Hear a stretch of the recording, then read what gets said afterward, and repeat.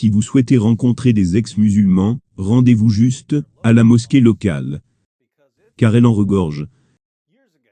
Il y a des années, en 2005, 2006, 2007, lorsque quelques-uns d'entre nous avions commencé à dénoncer Mohammed et le Coran, il n'y avait pas beaucoup d'ex-musulmans dans les parages. En fait, il y avait si peu d'ex-musulmans qu'il était courant d'entendre des musulmans affirmer que jamais personne ne quitte l'islam. Et que la poignée de personnes qui prétendaient être des ex-musulmans mentaient. Mais nous avons continué à dénoncer les dawaïstes, nous avons continué à exposer les mensonges. Une avance rapide d'une dizaine d'années plus tard, et les érudits et apologistes musulmans sont dans la panique. À propos de tous les musulmans, en particulier les jeunes, qui quittent l'islam. 24% of Muslim youth are leaving Islam. Polls conducted in the Muslim world reveal that up to 5% of Muslims in some of the most conservative Muslim countries in the world are closet atheists. Researchers show that over 100,000 Muslims leave Islam every single year. Our youth are full of doubts and nobody's answering their questions. And if we don't take constructive steps to deal with this, it is going to become an avalanche, a tsunami. Je ne peux pas aller sur YouTube ou Twitter sans tomber sur des ex-musulmans. Chaque fois que j'ouvre mon ordinateur portable, je vois des messages comme celui-ci. Merci David de m'avoir ouvert les yeux, un nouveau ex-musulman ici. J'ai 16 ans, et je ne suis plus musulman depuis 2 ou 3 mois. Je suis devenu chrétien, et j'ai presque perdu la foi. Mais David m'a beaucoup aidé. Dieu te bénisse mon frère. Ancien musulman ici. Vos vidéos ont contribué à réconfirmer et à sceller ma foi en Jésus. Vous m'avez beaucoup aidé à quitter cette religion dégoûtante. Merci frère Daou. Dieu vous bénisse vous et votre famille. J'ai quitté l'islam grâce à David Wood. J'espère que toi et Pi mettront fin à l'islam. J'ai 15 ans, et je ne suis plus musulman depuis 4 mois. Merci David pour m'avoir ouvert les yeux. Merci David pour ton ministère qui expose les faux prophètes et la tromperie de l'islam.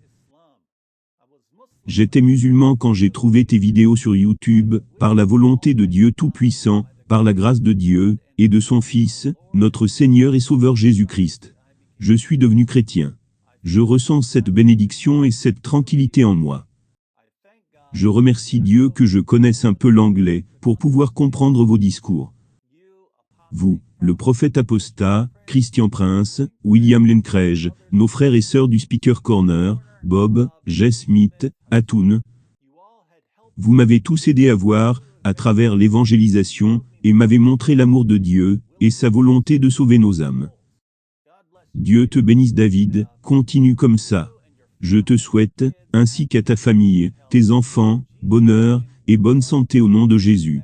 Avec amour et profond respect, du Kazakhstan, l'apostasie se répand plus vite que le Covid. Mais avec la montée de l'apostasie, vient une nouvelle terreur pour les érudits musulmans et les apologistes.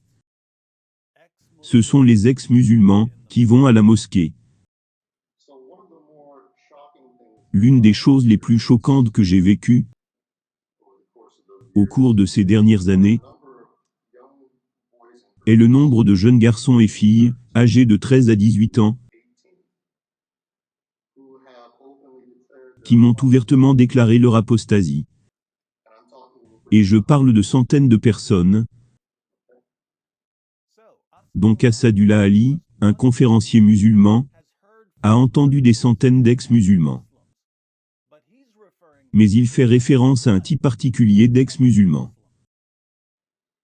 Cependant, dans le même temps, ils m'ont également déclaré qu'ils demeurent avec le Coran, qu'ils conduisent la prière à la mosquée. Ils sont engagés dans les madrasas, dans l'éducation. Et ils continuent à vivre cette vie, tout en déclarant simultanément leur apostasie.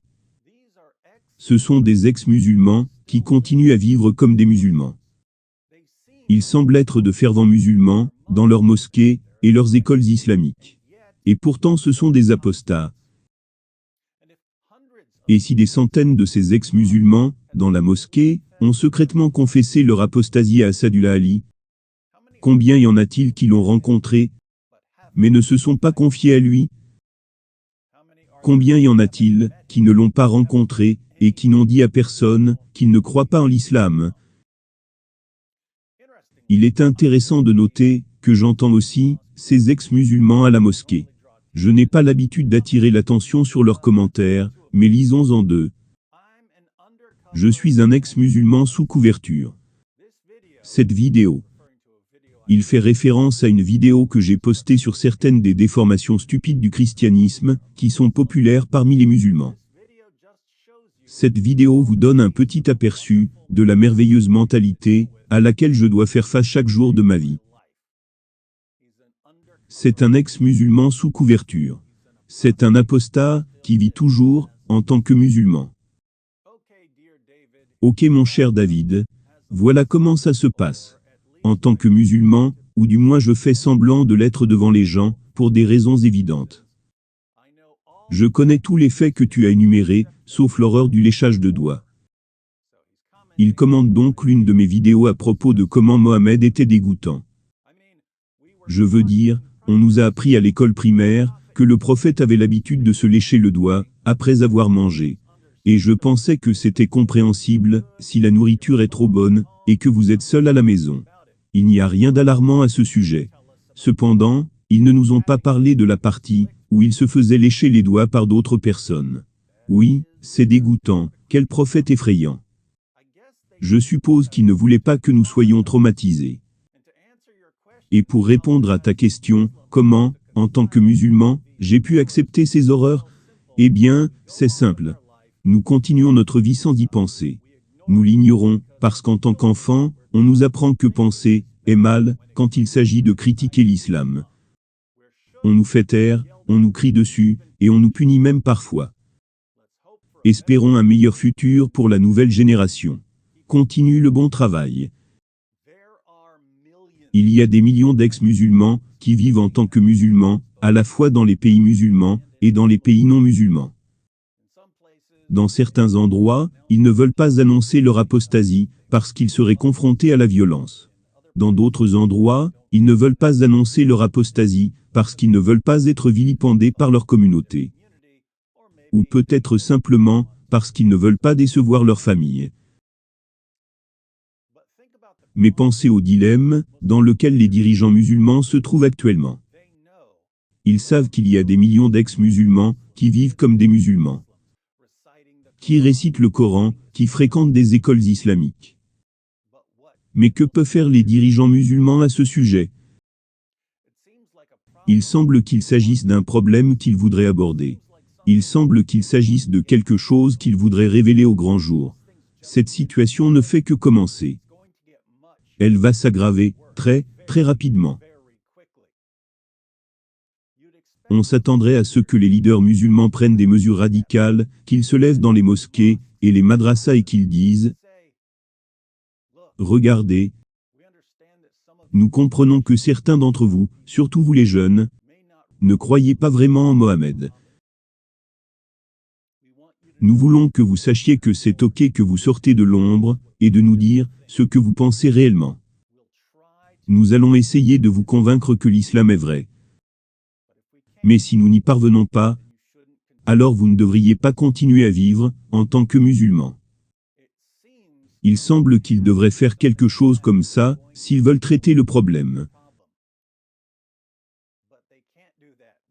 Mais ils ne peuvent pas le faire, parce que dès qu'ils diront aux gens qu'il est normal d'annoncer leur apostasie, ils seront soudainement confrontés à des millions d'ex-musulmans.